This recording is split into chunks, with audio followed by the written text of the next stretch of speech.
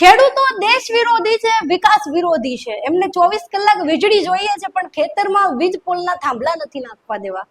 આ પ્રકારની કમેન્ટ્સ ચાલુ થઈ ગઈ છે એ વિડીયોઝ ઉપર, જેમાં પોલીસ અને ખેડૂત વચ્ચે સંઘર્ષ જોવા મળે છે.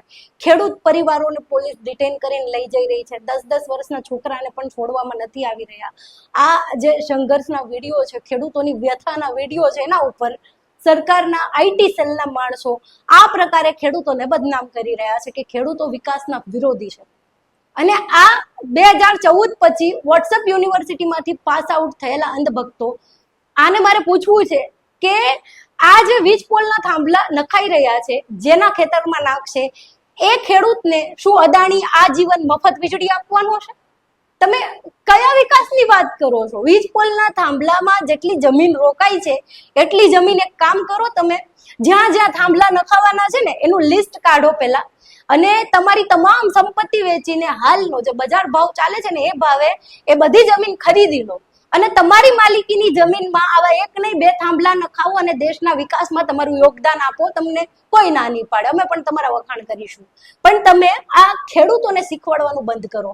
એમને તમે યોગદાન અને ત્યાગના લેક્ચર ના આપો. આ સૌરાષ્ટ્રના ખેડૂતો છે જેને જરૂર પડીએ આ રાષ્ટ્ર માટે પોતાના સંતાનોના બલિદાન પણ આપ્યા છે, અને તમે એમને યોગદાન અને ત્યાગના પાઠ ભણાવો છો. અને તમારી આ દેશ પ્રેમની વ્યાખ્યા આટલી ટૂંકી કેમ છે?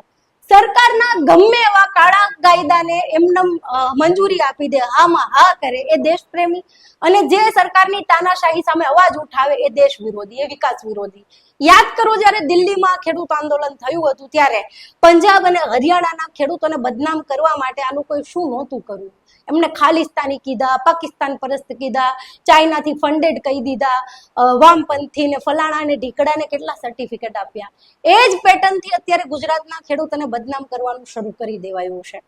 આ લોકો કોઈના નથી, યાદ રાખો. અને આ એ જ લોકો છે જે નાગપુરથી ટાઈપ થયેલા મેસેજ તમારા મોબાઈલમાં મોકલતા હતા, અને મેસેજ વાંચી વાંચીને રાષ્ટ્રભક્તિના, ધર્મભક્તિમાં તમે એટલા બધા ડૂબી ગયા કે તમે આ તાનાશાહી સરકારને 30-30 વર્ષ સુધી ગુજરાતમાં સહન કરીને છેલ્લા 1 દાયકાથી આ દેશમાં સહન કરો છો. એમ છતાં પણ અત્યારે તમારી ઉપર શું વીતી રહ્યું છે એ સરકાર સાંભળવા પણ નથી માંગતી, સમજવા પણ નથી માંગતા. તમારી પક્ષભક્તિ, તમારી વ્યક્તિ ભક્તિનું પરિણામ છે. જો હવે પણ નહીં જાગો ને તો બહુ ખરાબ સમય આવવાનો છે. સરકારને સવાલ પૂછવા વાળા, પોતાની માંગ રાખવા વાળા, પોતાની વ્યથા કહેવા વાળા દરેક વ્યક્તિ એમને વિકાસ વિરોધી લાગે છે, ધર્મ વિરોધી લાગે છે, રાષ્ટ્ર વિરોધી લાગે છે. આ પાટા ક્યારે આ લોકોના ખુલશે મને સમજાતું નથી.